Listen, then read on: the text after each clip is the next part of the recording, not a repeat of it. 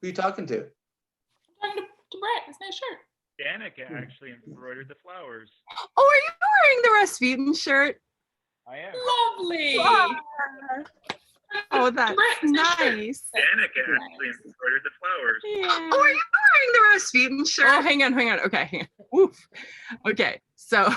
That would be That was some lag, eh? Yeah, so there is like a little bit of lag time. So I have the link ready. Okay. And I am posting it now.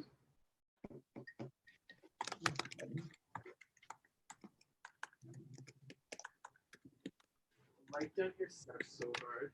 I know. Okay. I have am posting the link. Is it here? Are you talking to people? Yeah. Oh, I thought I did. I'm not seeing it. Oh, there it is. Okay. And okay. So the link is posted. And now I just want to check and see. Shows that we're live on YouTube. View stream on YouTube. Yeah, okay. That's us. All right. So This is easy. it's fine. It's fine. We're here. We're ready. I've got a blankie. I wish there was a way though to see if there are participants, but I don't know how to do that without just see if there are there. Okay, so I'm muting it. There are 2 people watching, so it could be me and one other person. So this is I kind of like this. I kind of like this. It's only like 8:54. So these people who just joined us are getting quite the behind the scenes preview. It's true. And it also means that they were like just waiting, lurking on the Facebook page, waiting for me to go. I've been reading a lot in the news about how the Zoom conferences get bombed by some random penis. Yes. Is that what's the likelihood of that during I'd like to say fairly unlikely. So in order for somebody to Zoom bomb us, from what I understand, we would have had to share the participant link with them. I did that a bunch. Yeah, I'm sure. You don't have access to the participant link. No. The only people who have access to the participant link are the 4 of us. Although I don't know where Jeff went. So yeah. Did we all notice his amazing green paper? Printer, stick printer. Now Jeff's ready to act. There we go. This is what we use for acting. Good night, everyone. Theater. I guess I should be like.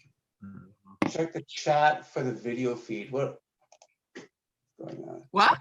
Yeah, I don't know. Morgan Van Holst just sent me something. Check the chat for the video feed. Doesn't she know I'm computer illiterate? I don't know what. Oh, she posted, "Hi, gang." I was afraid there was going to be something obscene in there, but there's nothing obscene. So that means Morgan is here. Hi, Morgan. Hi, Morgan. Hi, Morgan. This is so funny. Okay. We are professionals. Yeah. Jeff, your bottle, you got to move your bottle of wine. I will. Hang on. Hey, it's called Das Werkmeister. Yeah. Everybody labeled it. Okay, but you need to move it away from the kids. Right in the. There we go. Perfect. I don't want to be seen. Jan says it's really good. Okay. Lovely. I mean, I don't know that that's necessarily a bad view, actually. Just your big one. That's actually wow. I'm gonna leave it like that. It's fine. No, it's fine. So if you are watching right now, we're not actually gonna get started until 9 o'clock. Is that 10 minutes?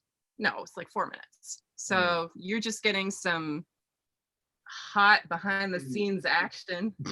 Yeah. This is like the video edit. This is the, we're gonna leave this in. Brett's out. He's like, no, I'm not doing this. It's funny the difference between last night and now. This like idle time with the knowing that the camera's rolling and. Well, Megan and I have makeup on now. Yeah, that's a difference. I showered for this. I put in my clothes. I'm wearing a bra. It's all very. Whoa! I put deodorant on and brushed my teeth. Yeah, I flossed. And my gums only bled a little bit instead of a lot of it. So it's actually kind of Our teeth all look pretty white right now, which is great. That's awesome. Taking that yellow gray tinge out of all of our teeth. Yeah, well, that's why I'm going for the white wine. That luster COVID gray. Oh, my friend Peter is here too. Hi, Peter. This is wild. Okay. Yeah. Who? Peter McCash. He's kind of like a ed tech rock star. Yeah. Yeah, that sounds good. I hope Peter liked that. Yeah. So I think we can probably shave about 10 minutes off of what we did last night, maybe even 15, if we really get the pace. Yeah. Speed. Pace, speed. Jeff, do you have another place to be later tonight? Like, well, I'm just, for nowhere to go. I got another Zoom party to go to, so let's just wrap. Yeah, exactly. I've got many Zoom meetings. I've got 2 cats to sleep with, and I've got some Netflix to watch later. So come on. Oh my God. Who knows? We've lost our 3 viewers already. No, we've got like 4 now. Ooh. They've been My neighbor Jan's watching. Hi, Jan. Hi. We love you. Who? Jan Sadie. Oh, Jan Sadie. I wish I could tune into. I can't. Because on my phone, I don't get any of these options. I'm not getting it either. She just texted me. she said she's watching. Texted you. Yeah, she texted me. She told me that she's your neighbor. Does what? Oh, sorry. Jan's your neighbor, is that correct? Yeah, that's correct. Yeah. We have good neighbors. Big, beautiful apartment building. I know. I love that building. Oh, I love that building. I know. Oh. Shut up, Jeff, with your beautiful house and your gorgeous kitchen. And your cat. Live in the kitchen. I can only eat in it. Can't sleep there. You could try. I guess so, yeah. I'm pretty sure we all slept in that kitchen at one point over the years. Yeah. Many people have passed out on those tiles. Yeah. So cool. I think the only room I haven't slept in at Jeff's house is a bedroom. Both bathrooms upstairs and down. I know that. We found you in one year. Oh. Sprawled out. Probably been up in the attic too, for all I know. Spooky. I find that we're all like investigating different locations in our house to just sort of try to make our surroundings more, I don't know, interesting. Well, I've caught myself in the kitchen being like, what floor should I spend the next 10 minutes on? And it's not a good feeling. It's not a good feeling at all. No. Oh, well. But it's 9 o'clock. And so I thought maybe I would, if you guys are good to go, we got a nice view of Jeff's glass of wine. Yep. Right. Maybe I'll start with like just a little chat about the play itself, and then introduce everybody, and then if we're good to go, we're good to go. Are you recording? No, I'm not going to record. Should I record? I'm okay with it. Let's just leave it. Let's just keep it ephemeral. Danica, do we have all our volume levels up for everybody? I think maybe, Brett, can you talk again? Brett, say something. Uh-oh. Froze. Brett, what happened? Mute. No, he's... Now we have lost our 4 viewers. Wow. And we lost Brett too. Yeah. He's not muted. Brett, say something. Am I too far away? I think so. Yeah. Just like put your face right. Okay. Better? Yeah. Yeah, that's better. That's better. Okay. dirty basement window though in the back. Well, yeah, it's okay. Still quick. It is still pretty quiet though, so you might just have to be We're very project. level at this moment. Yeah. Okay. Okay. Everybody else good? Yeah. Yeah. Okay. All right. So, folks, if you are joining us, yeah, there's a few people here. Okay. So 70? Yeah. 70? What? 70,000. 12 people. 12 people watching right now. Sounds like a good performance at the Arts Project. I was just going to say that. We have played to smaller houses. Okay. And we're competing against Andrew Lloyd Webber and Lady Gaga. So, come on. All right. So, we don't want to lose you guys. So, if you're not familiar with the movie Pontypool, which is where I first heard about this, I saw it as a movie first and then found out it was based on a novel, like a story within a novel, and then it's been done as a radio play and as a stage play. So it's had many different incarnations. It's by Tony Burgess, and it is a zombie play basically, but it has a really unique take on the whole zombie virus outbreak trope, which I won't get into because I think that's the nerd in me loves the reveal about what the cause of the virus is. And without being too topical, viruses are pretty hot right now. They're super hot. Yeah. So yeah. So what was I gonna say? Oh, sorry. I don't know. I lost my train of thought. So it's trendy. It's super topical. It is. I don't know what that is. Hang on a second. It's Canadian. It's Canadian. It takes place in a small Ontario town in a radio station of a small town radio station. And it deals a lot with sound and which is something that I think is kind of cool too. So it lends itself well to a radio play.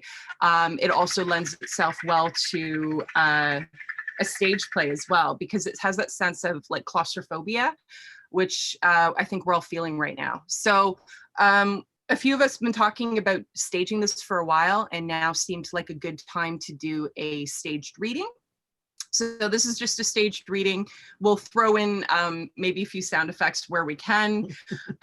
We've rehearsed it once, so this is not a polished performance, but it's a loose table read. It's a loose table read. Yeah, that's what we're going to try to do here. So Brett McKenzie is going to be playing Grant Mazzy, who is the DJ. And I am playing Sydney Breyer, and I'm the producer. Megan Brown is playing Laurel Ann Drummond, who is, what are you? You're another producer, I guess, sort of. You're like a technical person at the radio station, and War Hero. Yeah, and Jeff Workmeister is playing Dr. Mendez. And Jeff is going to read some of the stage directions for the first half of the play, and Megan's going to read the stage directions for the second half of the play. And Muckney Tipping is going to be our voiceover guy. So any of the roles in the play that are listed as voiceovers will be done by Muckney. Yeah. Okay, we ready to roll? Ready for this table read. Yeah, let's do it. Yeah. Okay. Here we go. Let's do this. Black. We hear a radio tuning in. Welcome back, folks, and good morning from the snow-covered church on the street they call Drum. You know, I've always been a fan of coincidences, and when I spot them, I make a hobby of breaking them down. And I'll tell you, when you look really closely at the fabric of our world, at the details that weave things together, some pretty strange material appears in the most common of events. The radio signal fuzzes slightly, and a few flakes of snow fall into the dark. So take the bizarre case of Mrs. French's missing cat. You may have even seen the sign she posted all over town. The sad missing posters asking us if we had seen poor Honey. An all too common thing, really. But this case, as it turns out, has a few uncommon twists. Consider the fateful morning Ms. Colette Piscine swerves her car to miss a cat as she goes across a bridge and has to get fished alive and shivering out of the drink. This bridge, you may know, is the pride of Caesarea and even has its own fancy name, Pont de Flac. Now pay attention, folks, because here we go. Colette sounds like culotte, panty in French, and piscine means pool, Pontypool. Flac also means pool in French, so Colette Piscine in French, Pontypool, drives over the Pont de Flac, the Pontypool, if you will, to avoid hitting Ms. French's cat that has been missing in Pontypool. I mean, it makes my head spin. What does it mean? What does it mean? I can hear you ask. Well, really, it means I have a worn-out French-English dictionary, but it brings an interesting point. And I cite the late, great Norman Mailer. God rest the great man. Mailer had an interesting theory. He used to explain the strange coincidences in the aftermath of the JFK assassination, which, of course, fueled conspiracy. In the wake of huge events, after them and before them, physical details spasm for a moment, sort of unlock, and when they come back into focus, they suddenly coincide in weird ways. Street names and birth dates and middle names, all kinds of superfluous things appear related to each other. The radio fuzz grows louder, and a heavy blast of snow fills the blackness. And that means something is going to happen. Something big. But something is always about to happen. And that, friends, is another slice of Isn't It Ironic? CLSY Beacon Radio, your beacon on the region. You're listening to Mazzy in the Morning with your host, Grant Mazzy. Grant Mazzy is behind a microphone inside a small booth. On the other side of the booth's glass partition is the control area, where Sydney and Laurel sit. Sydney indicates to Grant that he's live, as the on-air light blinks red. Grant takes a sip of coffee, closes his eyes, then leans into the microphone. Good morning, Pontypool. You're listening to 660 Radio, the beacon, down here in the dungeon under the street they call Drum. I'm Grant Mazzy, and I'll be banging the drum all morning for you, and as always, taking no prisoners. I got my coffee here, and taking a look outside, I'd say that's our story for today, folks. I had a strange experience on the drive here, and I'm going to get some advice from you people a little later. When do you call 911? Think about it. I should mention our producer, the lovely and talented Ms. Sydney Breyer, is here. And lucky Laurel Ann Drummond, our technical cowgirl today. And I should also mention, I didn't know this, maybe you did already, but this is news to me, Laurel Ann did a tour of duty in Afghanistan not too long ago. Laurel Ann looks up, beaming. Sydney rolls her eyes. You're right, new guy. Everybody does know. She was the Grand Master of last year's Fall Fair, yesterday's news. Hey! Sorry, Laurel Ann, I didn't mean you were... I wasn't the Grand Master, I was the homecoming hero. Sorry, okay. I am very bad.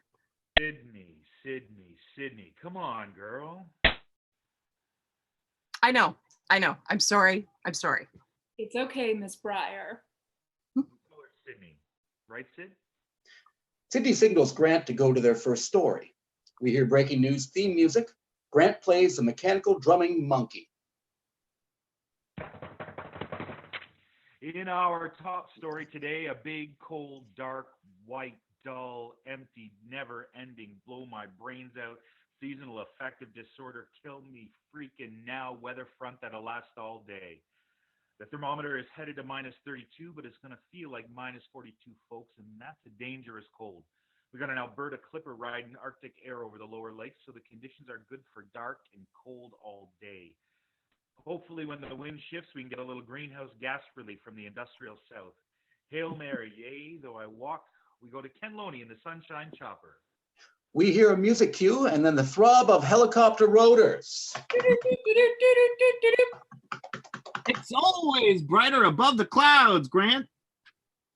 Hey, Ken, you gonna stay in that bird while the storm rolls in? Yes, sir. Yes, sirree.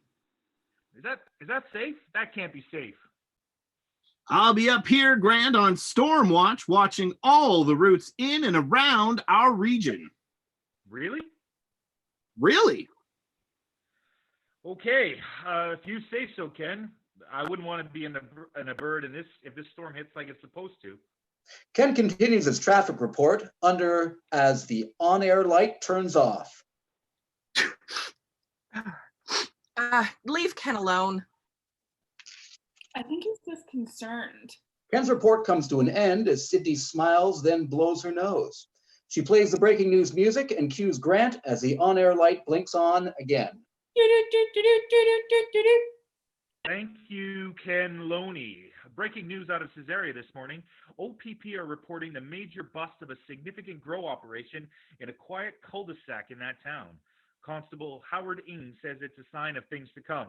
Laura Lan cues up the pre-tape of Constable Ing, shooting her finger at Grant as Grant shoots back. Achoo!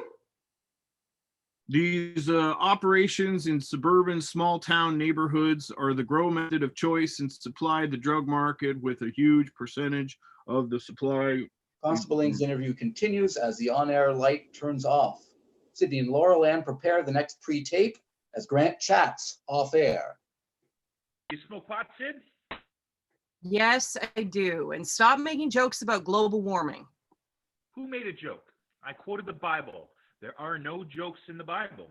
And speaking of Bibles, we're in a church, not a dungeon. Laura Lan holds up her fingers, giving an in-5 cue. The on-air light goes on. Thanking you, Constable Howard Ing of the Ontario Provincial Police in Caesarea. Our local pot growers are engaged in a deadly serious business. Deadly booby traps protecting their operations from prying eyes. Landmines have been found in backyards. Sydney talks to Grant through the earpiece. Cool it. They have vicious attack dogs, and there is enough weaponry to arm a small country. These are family neighborhoods. Junior throws a ball through one of these windows, and he might just trigger a death squad. Sydney puts a hand to her face. What are you doing? My producer, Sydney, is talking in my ear. You can't hear her. Nobody cares, Grant. Nobody cares about your gonzo horseshit. You forgot the school closures in the billboard. I'll need you to read the closures. Sid says nobody cares. Maybe not. But I think you do, Regent. You know what no prisoners means? Full disclosure, whatever the consequences. Grant, not full disclosure, school closures. That is what people need. Really, Sid? Really? Am I? Am I really? Sydney cuts Grant off and punches up the pre-taped Radio Ray Kovalchuk Sports, which continues under. You can't just cut me off like that. Jesus. Laura Lan looks uncomfortable. Sydney takes a breath. Grant, the whole take no prisoner shtick works in a bigger context. It's how I got fired. Yeah. Well, there's that too. But listen, small towns already come without prisoners. It's called gossip, and it's way ahead of you. I'm not talking about gossip. I'm talking about building up some kind of relationship with the listeners, shaking them up a bit. We do news, weather, sports, and local spots. That's what we need you to do. What the hell do you think you're going to disclose? What's the big thing you think we need to hear from you? Grant doesn't know how to answer. I don't know. No, I do know, Sid. I'm trying to piss a few people off because that's how it's done. Simple as that. Look, a pissed off listener is a wide awake listener. He's not going to change that station. In fact, he's going to get his pissed off brother to listen, and he's going to get his pissed off preacher to listen. And that, Lady Breyer, is exactly how you build a loyal listening audience. Oh, well, that sounds perfectly pleasant, I'm sure. And you're doing a first-rate job. But I'm going to tell you something. Small towns, small towns, they are not what you think, whatever it is you think. But small towns are proud, sometimes fiercely proud places. And so if you come in here, new guy, and start lipping off about taking no prisoners this and pissing everybody off there, people are just going to think you're a dick. Okay. You're just going to alienate and embarrass. Okay. I said okay. I'm sorry. It's just the reality. Just go slower.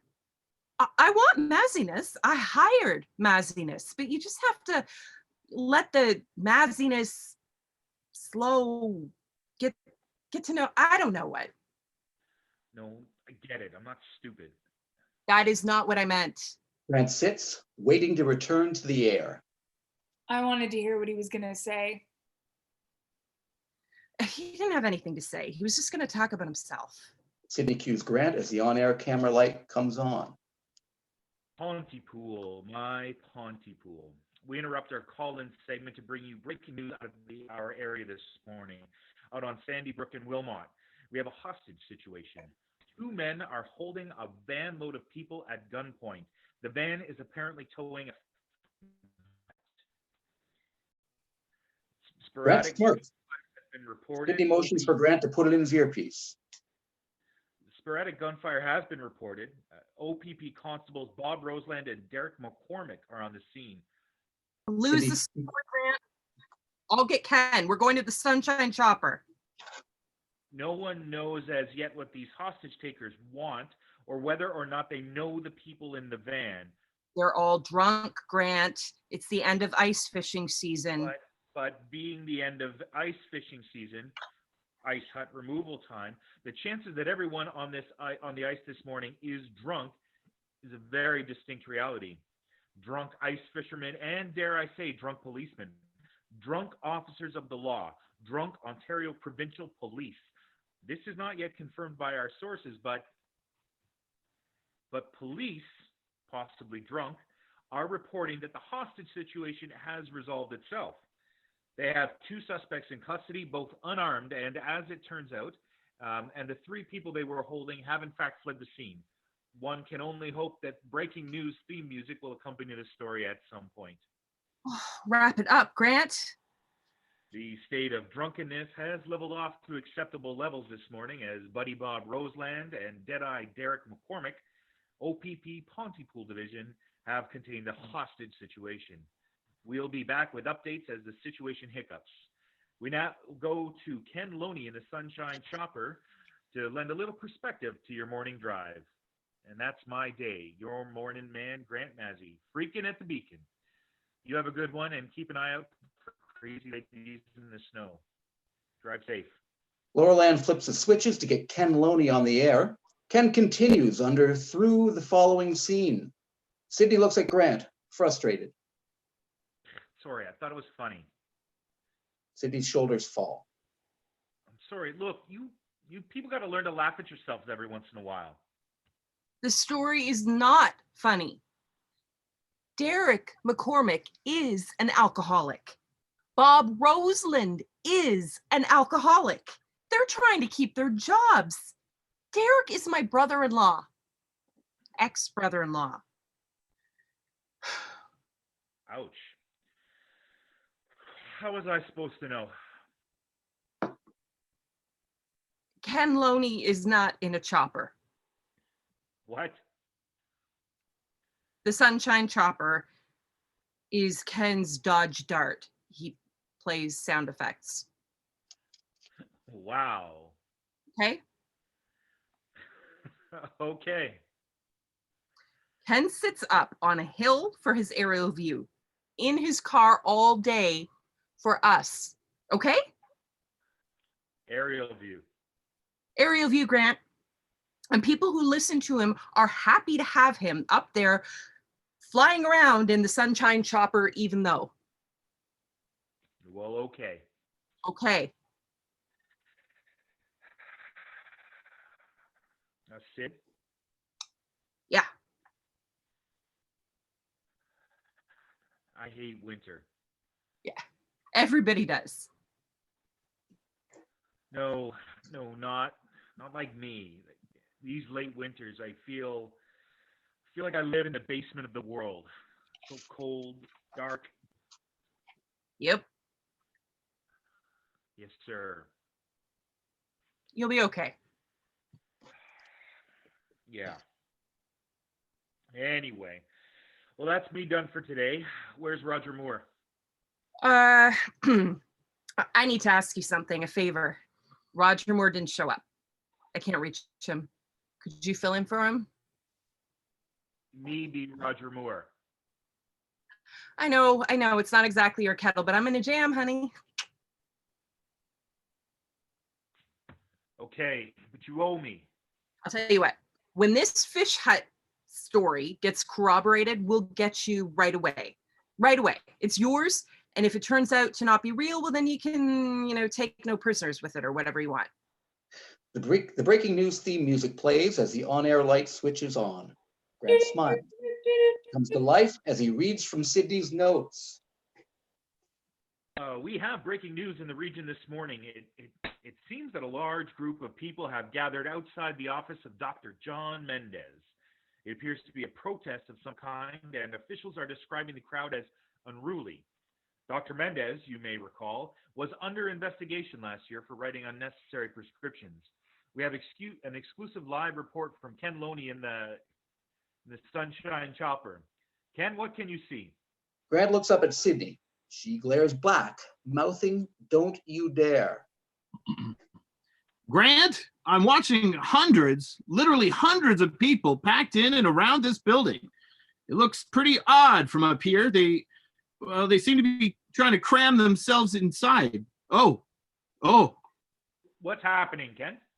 The side of the office, this building has just burst outward, spilling people. It just kind of exploded. Oh, Jesus.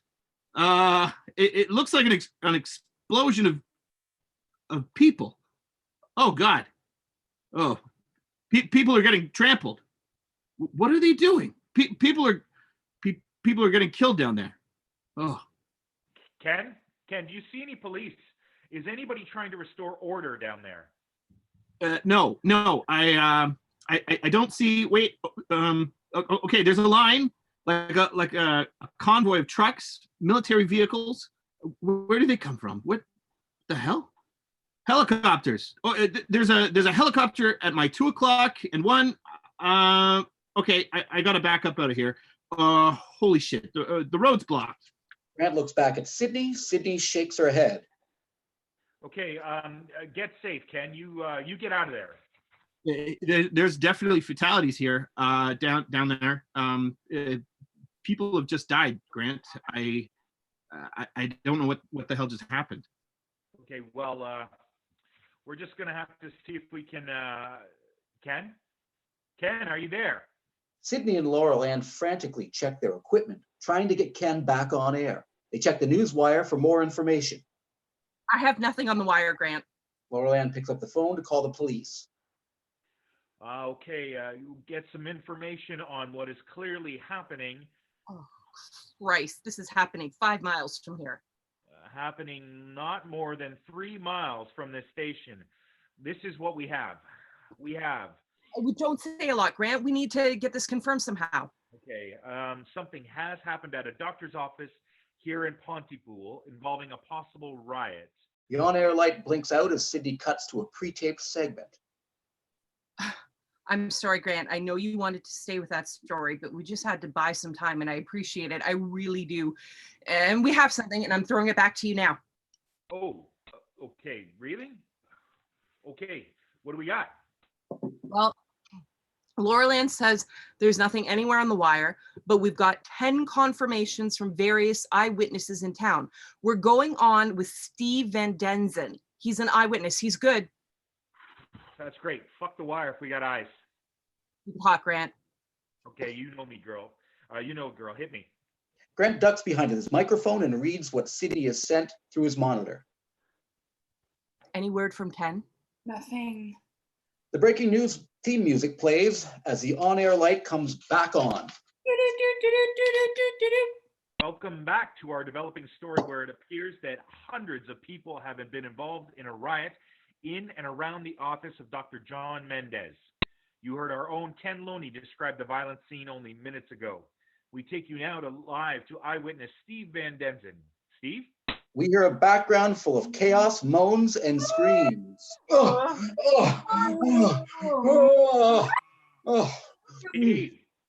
Steve Van Denzen. Rah. Grant looks bewildered. He looks at Sydney, who cuts the live feed.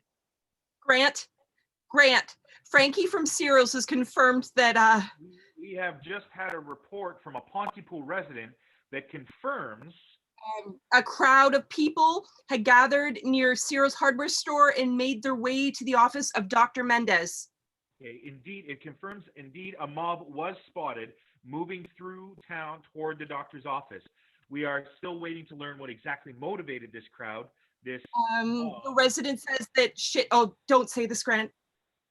To organize in a seemingly spontaneous fashion, gathering in numbers as it went. Somebody's messing with us, Grant. It is hard to get a fix on what has happened, but clearly you heard our reporter Ken Loney earlier. I know, Grant. I don't know. We can't reach Ken. This is really fucked. I don't know what's going on. And we are still trying to reach him.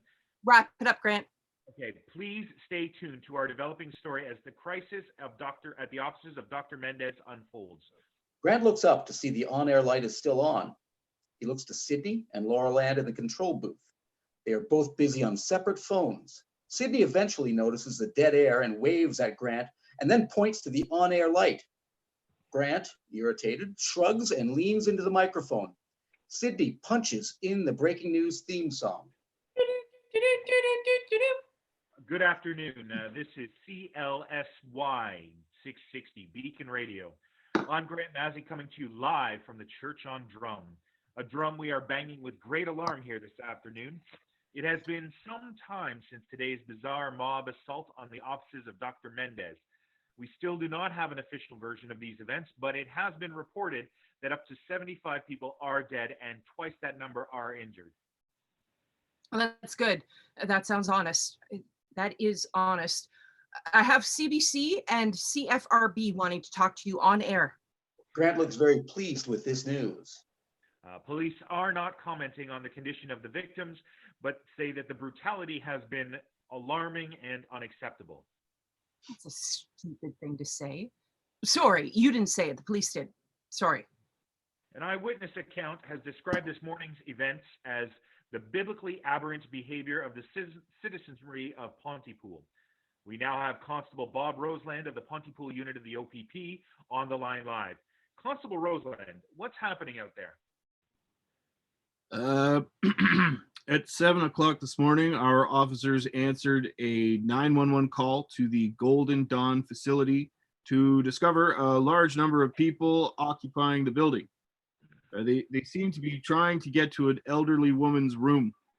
This woman has since died from incidental injuries as a result of people piling into her room. They were all chanting the same thing, Grant. They were chanting something. Oh, this is so fucking creepy. Ask Roseland about it.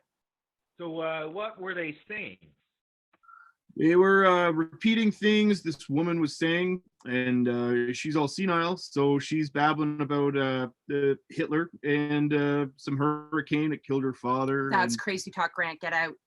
Sydney cuts off Roseland's feed and points to Grant's monitor. Grant leans back into his microphone.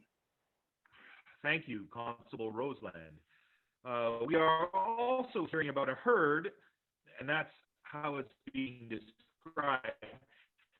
A herd of people at the edge of the forest off Highway 26 near Edenville Vale.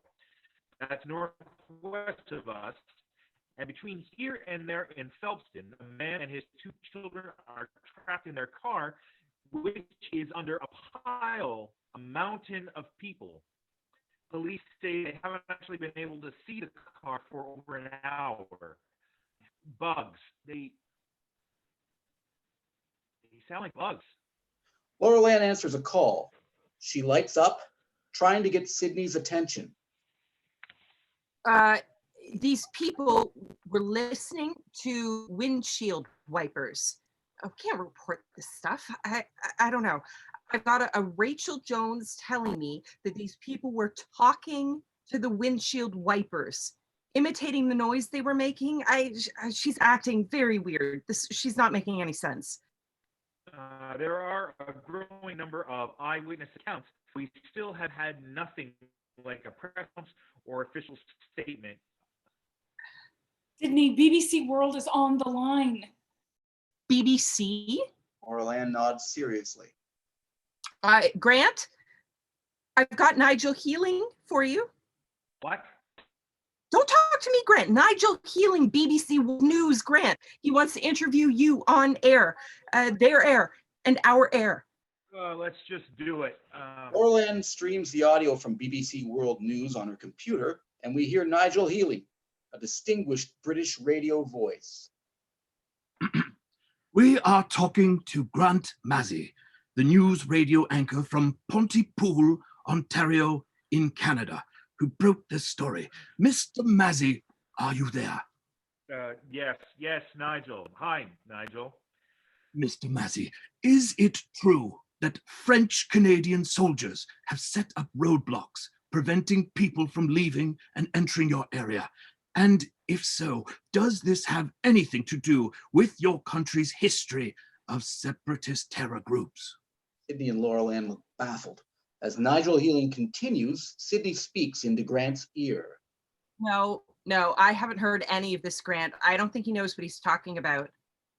Nigel, none of that is true. The military is rumored to be involved, and the local police are responding as we speak. There is nothing in these events that suggests there is anything political or even organized. Certainly not terrorists or separatists. But, Mr. Massey, this certainly looks like an insurgency of some kind. Large groups of people are involved. If it's not organized and if it's not political, then can you help our viewers at home understand what it is exactly that we have been reporting on? Oh, he's good. Ooh, Nigel, the honest truth is that no one has officially come out ahead of this. We do not know. And there you have it, a series of strange riots and violent mob scenes in rural Canada that no one, I repeat, no one can explain. Meanwhile, reports persist that French-Canadian riot police have been called in to crush this insurgency. Nigel continues as Laurel Ann picks up the phone and starts pointing excitedly towards Grant. Fuck you, Nigel Healing. He knows nothing. I got Ken. Sydney quickly cuts off Nigel's audio feed and cues the breaking news theme music. That was Nigel Healing from our affiliate station, the BBC. We now go to Ken Loney, our reporter in the field here in Pontypool. Ken, are you there, Ken? Yes, I'm here. Send someone. I'm not safe here. Not safe where, Ken? No, don't say where he is if anything happens to him. I'm inside the grain silo near the train tracks. The big silo, not one of the little ones. I ran here from the entranceway of Nemagon National Park. They came after us. You got to send the police. No police can be reached, Grant. There's no contacting the police. Can you describe the scene there? Describe. It's pitch black. I'm lying in something in the dark.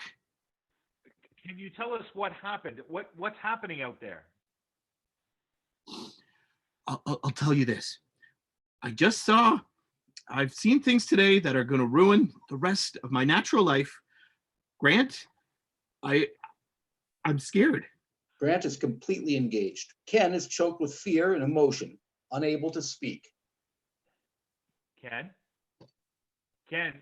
listen to me. It sounds like you're okay where you are.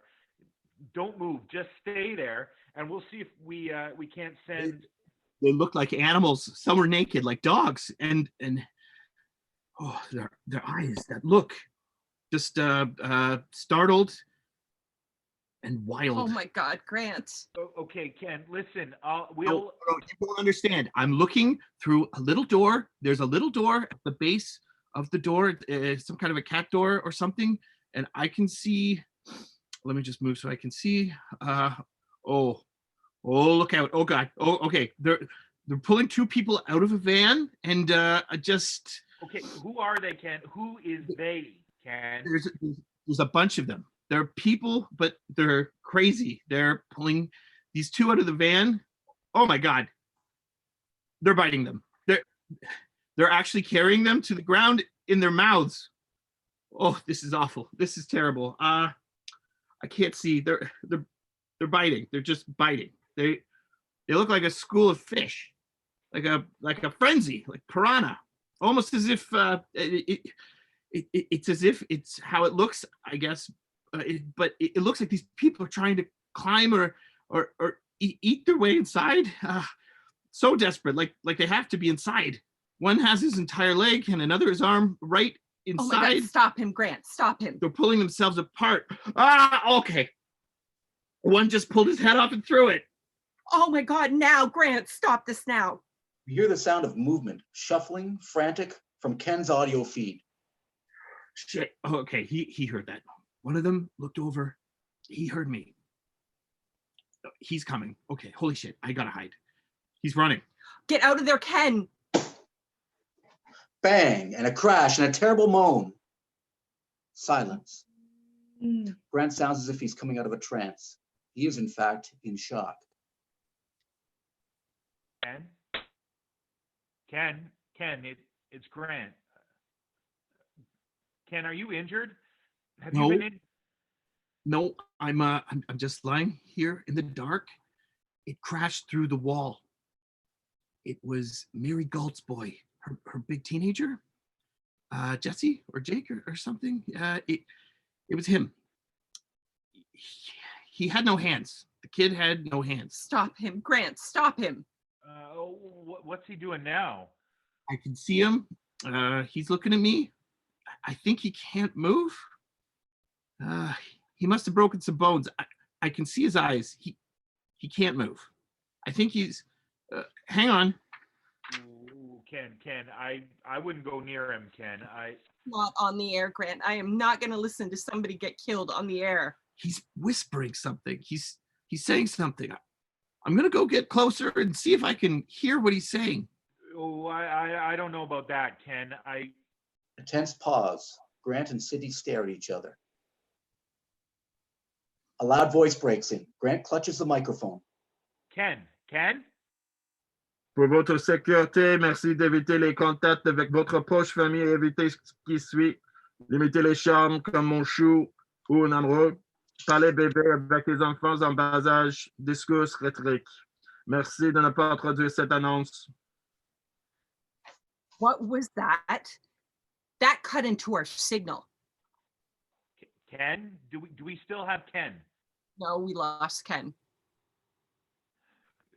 Folks, we've lost Ken. Laurel Ann, did you get any of it? Can you translate it? I'm working on it. Okay, we are working on a translation of the message we just received live on the air.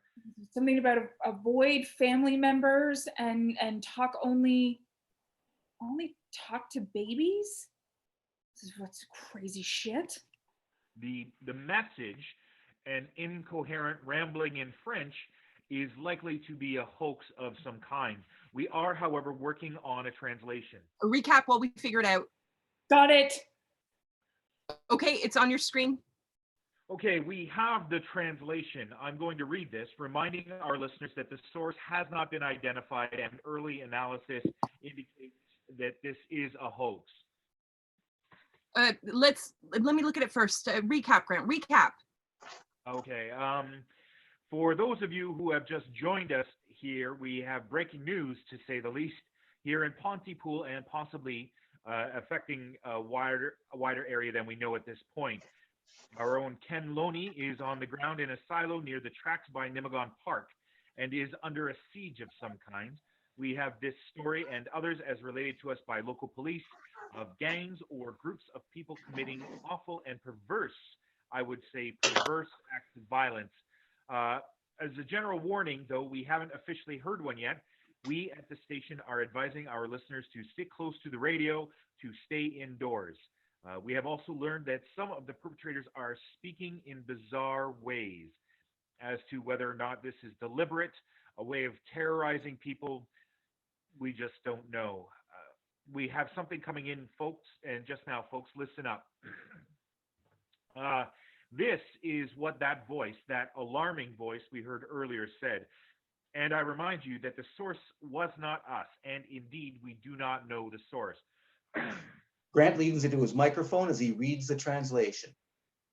For your safety, please avoid contact with close family members and refrain from the following: all terms of endearment, such as honey or sweetheart, baby talk with young children, and rhetorical discourse. For greater safety, please avoid the English language. Thank you for not translating this warning.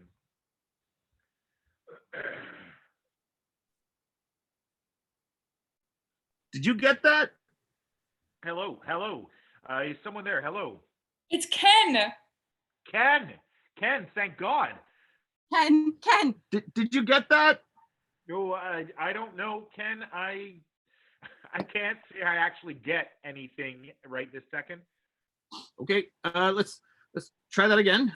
Listen, keep in mind, picture this.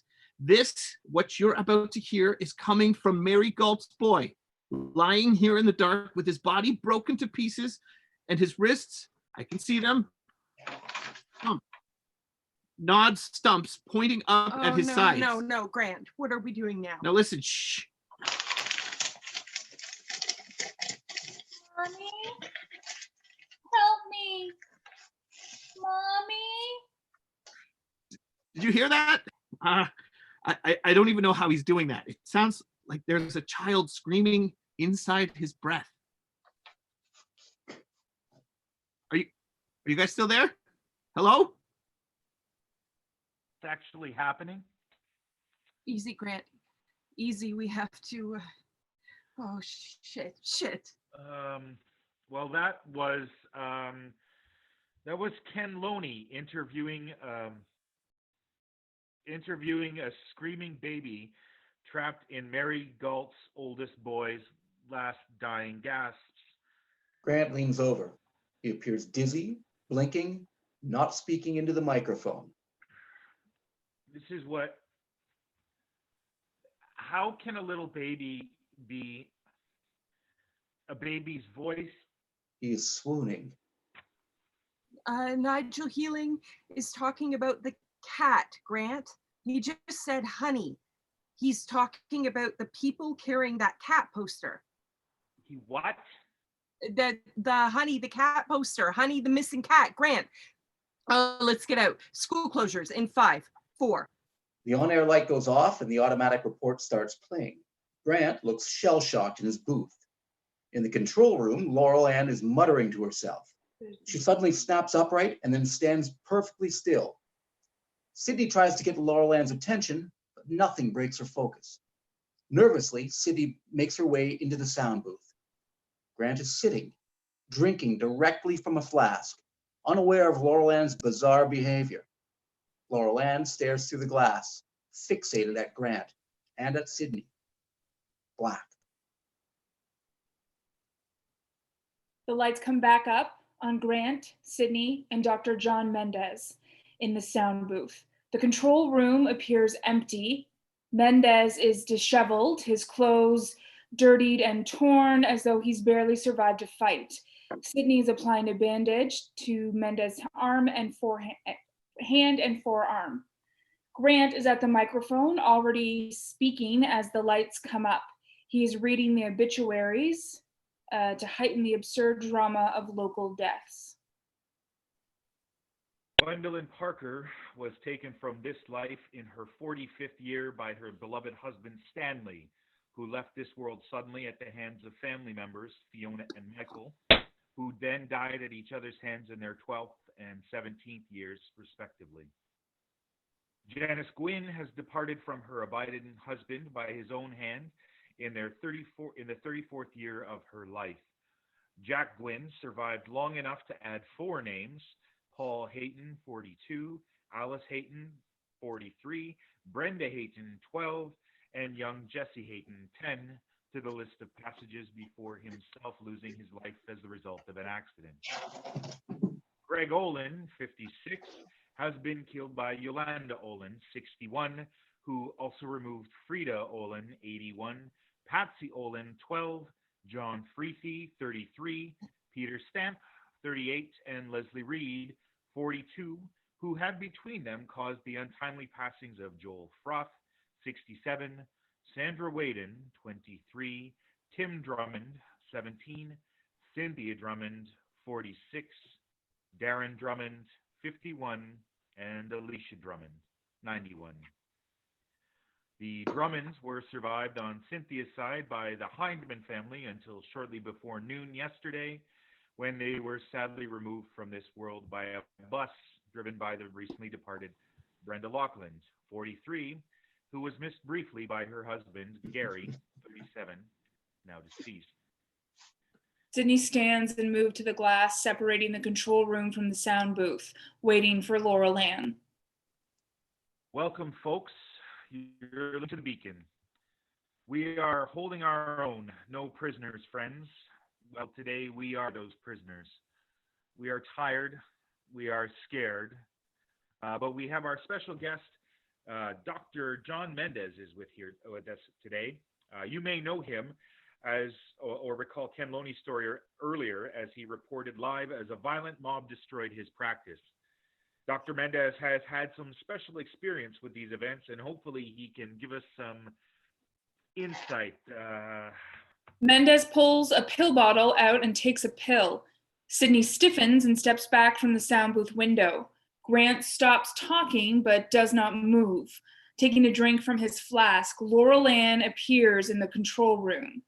She is notably worse for wear. Her clothes are disheveled and torn, and she is showing signs of bodily injury. She's, Laurel Ann, stop. She's routing for voices. This will grow vicious. Laurel Ann slams into the glass and falls. Grant is ignoring this and trying to remain steady on the air. I should mention that sadly, very sadly, homecoming hero Laurel Ann Drummond is currently undergoing some kind of dangerous, I'll call them seizures. Can she hear us out there? Are the monitors on? No, they're off. I just saw her. She went on all fours back behind those bins. The lights start to flicker on and off. She would probably just root around the speakers anyway, if the sound was on. So is this consistent with what you have observed, Dr. Mendez? Whoops.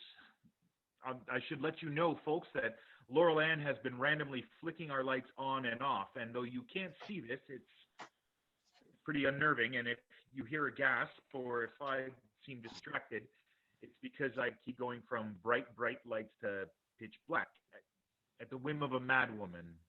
Don't say that, Grant. Go ahead, Dr. Mendez. The lights come on, the three gasp. And the Lord said, good, let there be. Laurel Ann is close to the glass staring. Sydney screams. Laurel Ann's face is mutilated and embedded with electronic bric-a-brac. Laurel Ann, Jesus. Oh shit. Oh, she doesn't look so good. Folks, Laurel Ann has made an appearance. She's standing at the glass right here, inches away from us, and she doesn't look good. She looks like she tried maybe to eat something. That might be a radio. Okay, but she's got, Oh, God. is that a battery under her teeth? Oh, stop, Grant. Laurel Ann steps backward and away, leaving the control room. And there she goes. There she goes. Back to the light, and boom, dark. Oh, God, I can't take this. Laurel Ann. I love Laurel Ann. I love Laurel Ann too. Full disclosure, folks, no prisoners. I don't like sitting in dark places. Are we doing the radio show? Yeah, yes, we are. Oh, when? This is it. Of course. They can't see in the dark. Laurel Ann beats the glass wall and the sound of the booth with ferocity. Slam harder again, this time leaving a slash of blood across the glass. Oh. I can't see anything. Where is she? Where is she? Okay. Okay. Let's just take a breath. She can't get in. Let's get Dr. Mendez to chime in here. You have some familiarity with this. What is it? This. Nightmare. This is a nightmare, and we're all awake for it. Now, I've seen this. What your friend is experiencing. It starts, well, it's subtle at first, and I'm sorry you're horrified. You should be. It is horrible. Now, the first thing you notice is that they'll say something odd, something that suggests they aren't apprehending things exactly as you are. And then sometimes quickly, sometimes it takes a while, their speech starts to disorganize, or in some cases, hyperorganize. Echolalia, aphasia, astonishing mimicry, and arguments. The arguing that consists of non sequiturs. This is a deterioration, and this is where they become dangerous. They seek organized speech. They start to hunt for us. They want to repeat what we say, and worse. The light comes on, revealing streaks of gore on the glass. Oh, God. oh God. Oh. Sorry, folks, but the lights just came on again, and we can't see Laurel anywhere. But there's a lot of blood, and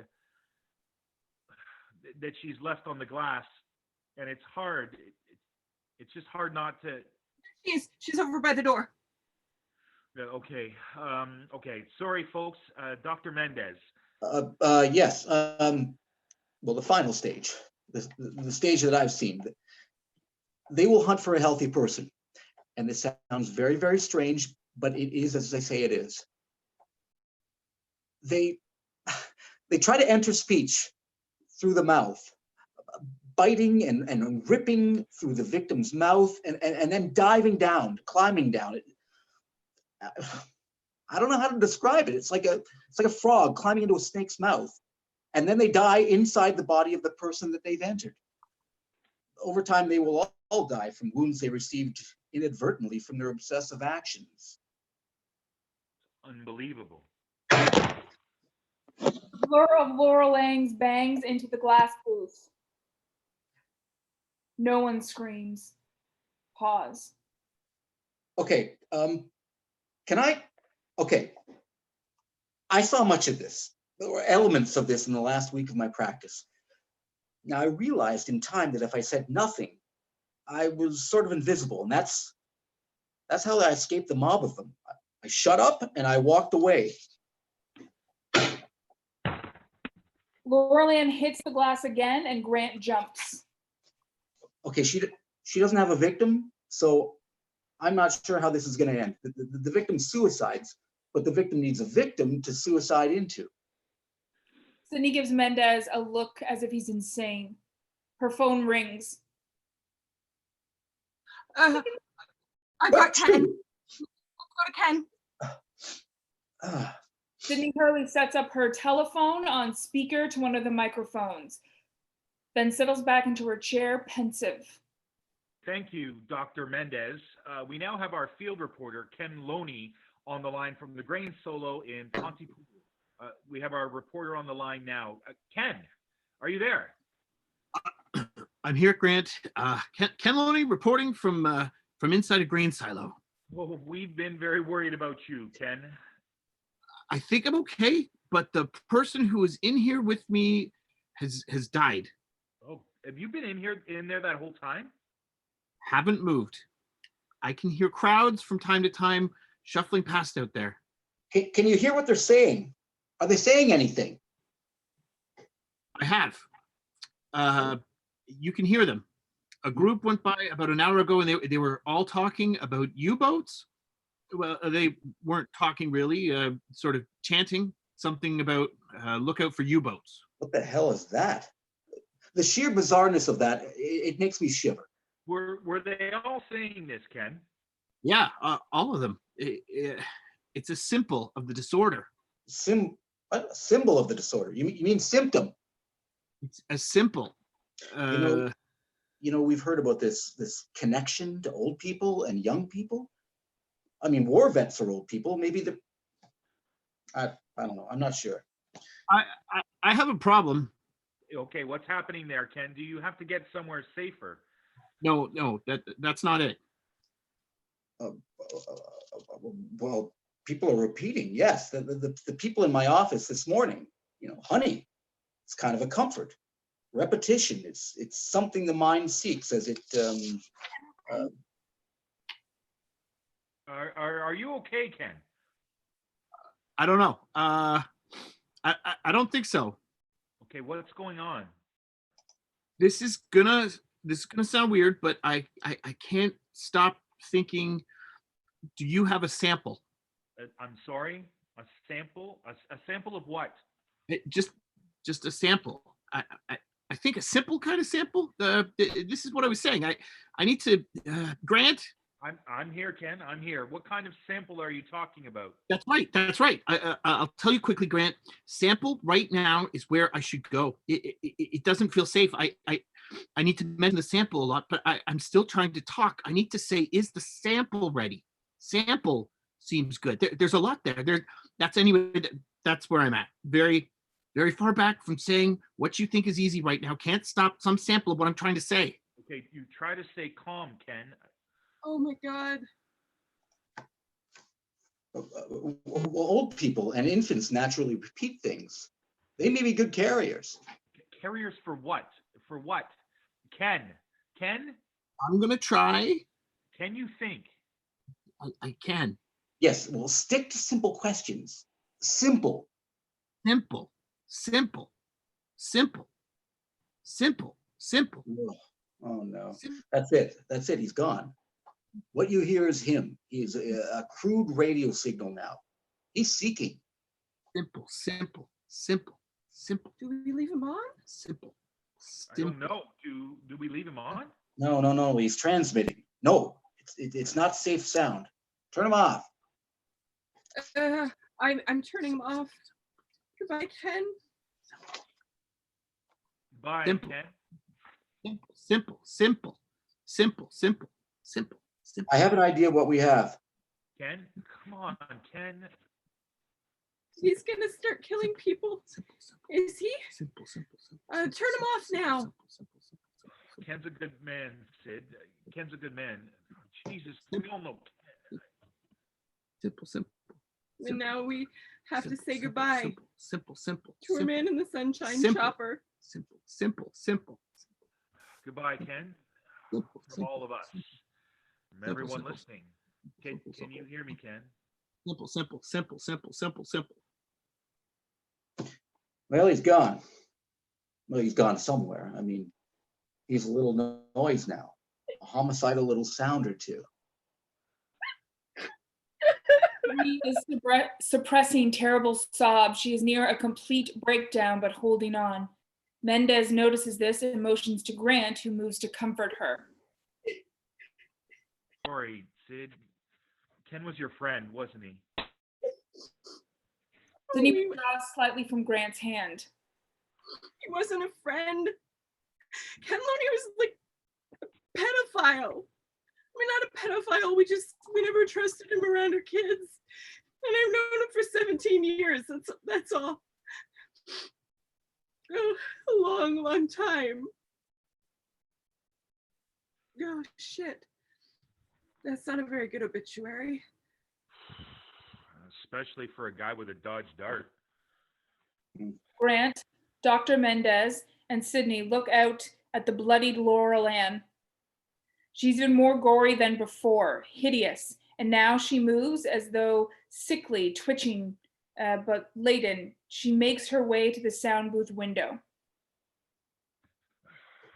Sorry, folks. We're still here. We're just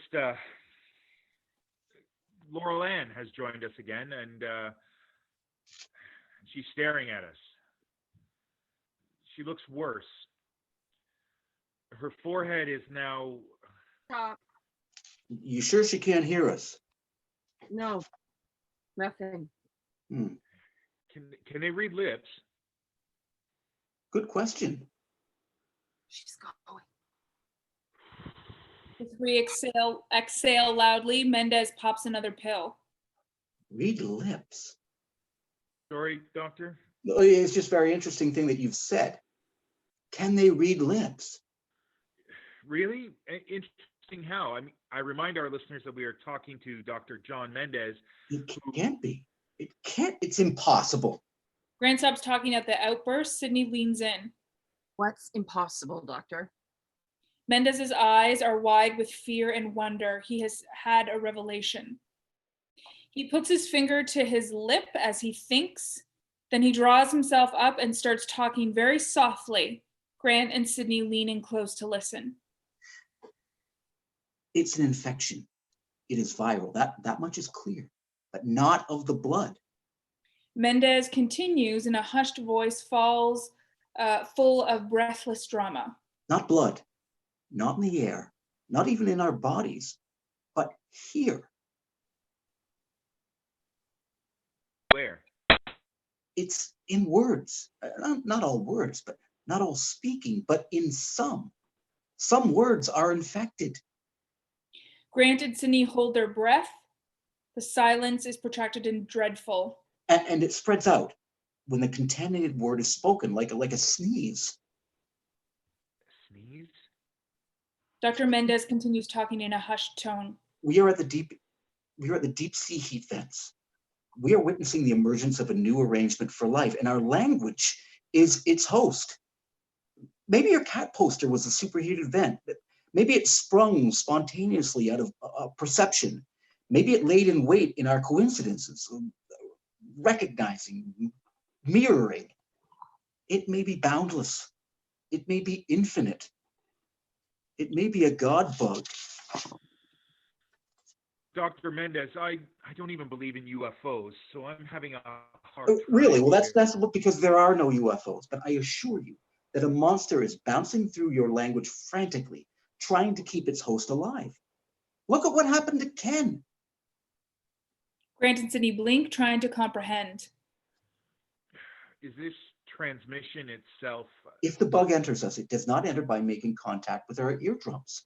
It enters when we hear a word and we understand it. Understand? Once it's understood, the virus takes hold. It copies itself in our understanding. Mendez thinks for a moment before speaking. Now there's something else, something I should tell you. When I was outside in the snow hiding, I saw something in the sky. It was the sun. The sun itself had turned into something else. It was still burning, a dark light, but it was not the sun. It was a burning barn. Not just any barn. I had seen this barn. It was a barn I passed by on the road, and it was up high in the heavens, and it was on fire. So I see this, and I see this, and I think, because this is the question: Am I getting this crazy sickness? Yes. Yes, this is what I think. And then I see across the street between the two cars, there are two children, and they're looking up and they're pointing at the sun. And I knew then that I wasn't hallucinating. It was hallucination, but it wasn't mine. It was reality that was hallucinating. That bug is leaping from language to a new host, and it has found the great and original copy maker.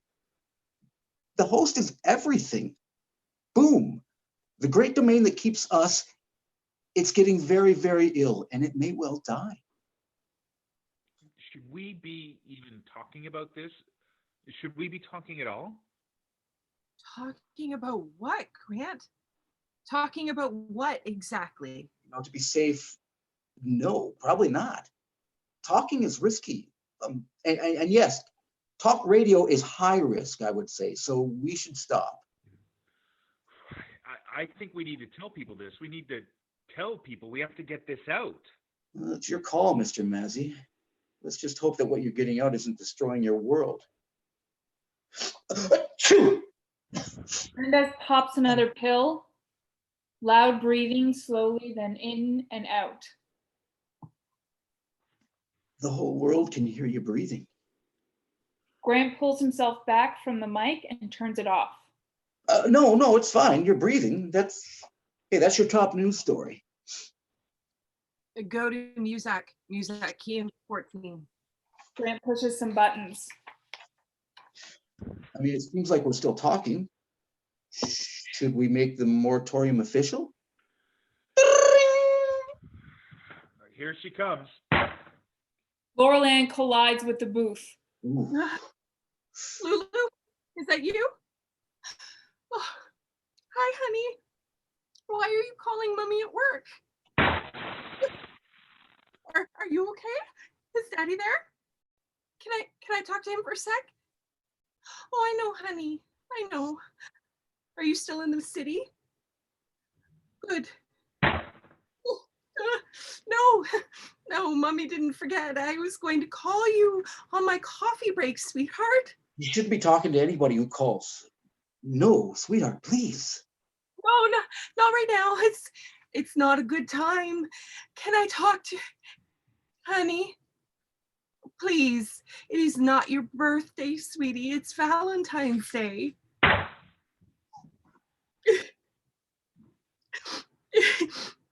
Happy Valentine's Day to you. Happy Valentine's Day to you. Happy Valentine's Day, dear Lulu. Lulu? Hello? Oh, shit.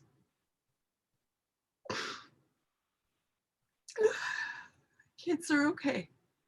Okay. The phone's dead again. There is silence in and outside the booth. What is that on the glass? That is some of Laurel Ann. Something strange is happening to her. I haven't seen this. Oh, this is new. We're going to see what happens. I think we're seeing something new. I'm sorry. Yes, this is awful. You're in shock. Valentine's Day card. I should have just. Oh God, that just makes it worse. I agree. I'm sorry. This is very sad for you. I liked my card. I didn't tell you. I'm sorry. Yes, that's good. You should be a comfort to each other. Oh, what's this now? Laurel Ann is grunting rhythmically like a cat heaving a hairball. Then the sound of a terrible water explosion as Laurel Ann's upper torso explodes. She collapses and starts gagging. Grant supports her and holds her as she throws up. Oh, She gasps. that is new. That is what happens when the victim cannot find a victim. This is the fate they're trying to escape. My God, that was impressive. Yes, and no, and singularly monstrous. Defies comprehension. I'm sorry. Mendez goes silent. Sydney is sobbing into Grant's chest. Let's get the fuck out of here. Sydney kicks the door. Okay with me, yeah. No. This is the same situation I had at my office. There are probably hundreds pressed to the walls of this building. Grant holds Sydney more tightly. Mendez frowns. God, what we need is a flamethrower. I thought we weren't supposed to talk. What? Oh, right. In French. We can speak in French. Parlez français. Oui, en français. Français, I don't speak French. Il sera exposé. Il va nous exposer.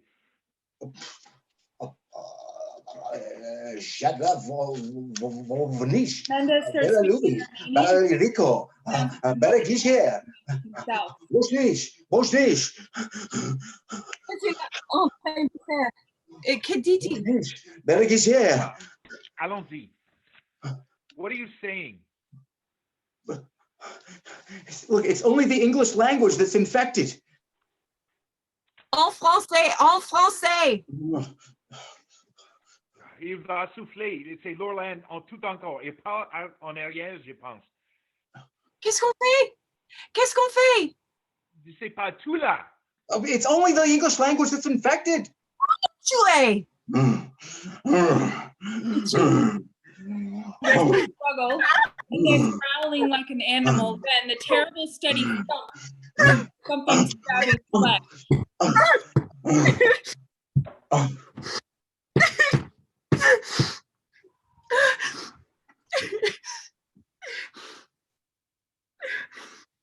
Vous l'avez tué, Sid.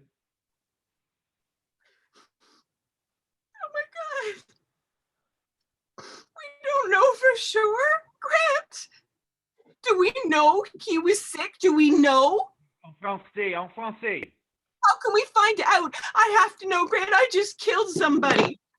Sydney is now panicking, and Grant fears losing control of the situation. En français, Sid, s'il vous plaît. Why didn't you do it? Why did I have to do it? I just killed a perfectly healthy man because he was talking in another language, Grant. Why did you let me? The sound of a struggle. Sydney's voice is muffled as Grant puts his hand over her face.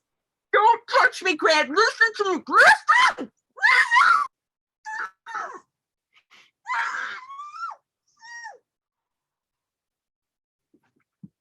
The silence sits for a while. Then a loud jingle. Do do do do do do. 2 for 1 pizzas at Pizza Pizza. When it's over, another silence.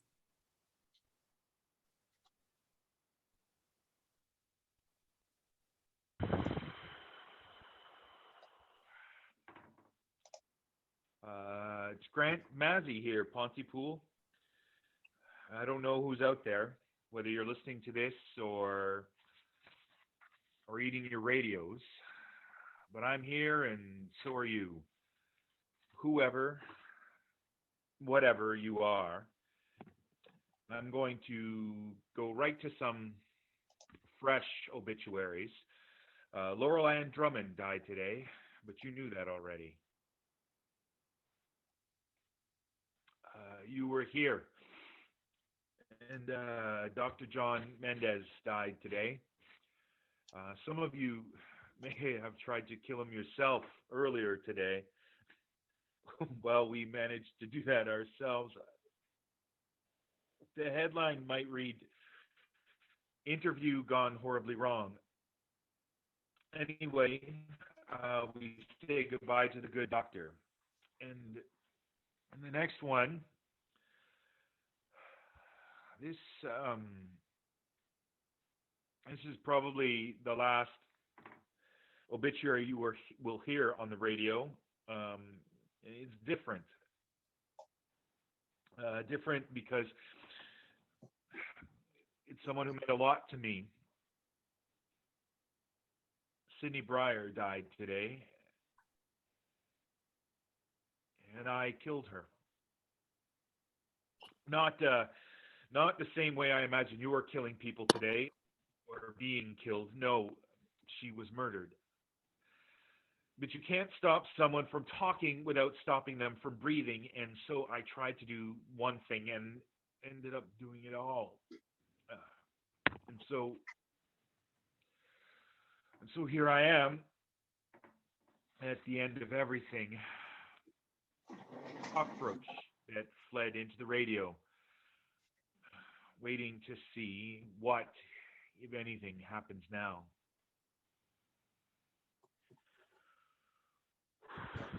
I should tell you that I started to notice something strange a while ago, and decided I'm going to, as long as I can, I'm going to stay alive by talking. I feel drawn right now to say the word paper. I don't feel compelled to say it yet, but I can feel it. I can feel it sitting there like an itch. I have an infected word, and it will spread. Soon all I'll want to say is paper.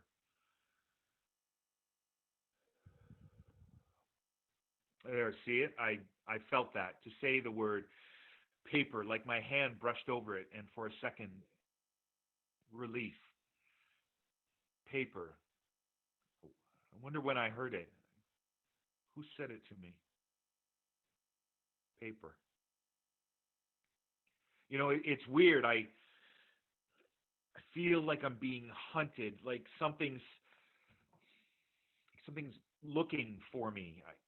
Sitting there, making a little hunter's blind out of a word. You know, but I know the word. I can avoid the word. I can circle the word, or I can. Oh, what was that? Something. Sorry, something just moved in here. Something's trying to erase me. Each word. There's another. Each word that it takes, I get smaller. I have to be somewhere. I have to get somewhere. Is it safe? Am I here in this voice? Look, a collection of words, safe ones. Do they describe me? I'm being chased. It takes me in the things that I say, in the words I think. It's not safe to be what I say. Where am I? Shit. Where am I? I feel like I'm running away, but how can I be something? I have to be something fast now, something that is small, something you can't find, you can't read, not read. I have to be something you don't understand. Talk to me. Oh, talk to me. Sid.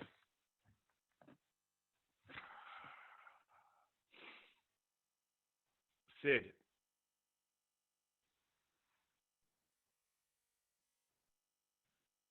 That's what. Over a word, through a letter. That's crazy. Crazy. A memory, a feeling. You don't understand this. This is fucking poison. Something in my life, something I barely remember. Make a faint bridge and then cross. He frantically wipes his face and talks in a manic ramble. Does it come by wind? Should I be low? On my side, I need not to be here or I will be found. I was 5 years old when I saw her. What's her name? Anna. I remember her name was Anna, and she sat with 3 other girls at a separate table, sun streaming through the window. And we were supposed to draw our houses, but I wanted to draw Anna. I wanted her to know how much I wanted to draw her. I got up, just a little boy, leaving his desk to walk 5 steps away. But it was bigger than all the world. It took longer than anything had ever before. I walked over and I watched her draw. Her hand pulled the crayon down. The teacher was asking me something, and other children. But then the thick line appeared in the blue window, and her wide, honey yellow sun with 7 rays that shone down on Anna's house on the paper. That little stone cat. I remember it was white, but she made it blue that day, and she made the bridge out of the same honey as the sun. There, beside the line, so far back, hiding here. This isn't a word. This isn't me. You can't find me here. I'm barely in a memory. I barely remember, and I do not understand. This is least. I'm a thing that may not have even happened on paper, that may not have been hiding. Paper. Oh.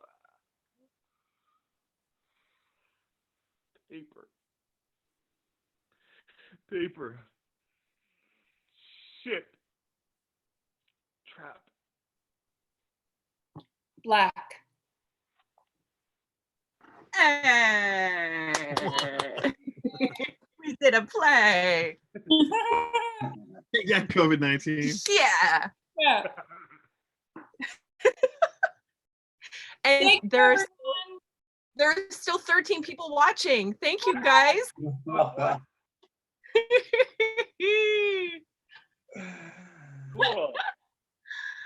Okay. Yeah. Good All right, stuff. well, And thank Maybe you, we do Zoom. something with that in the future for real.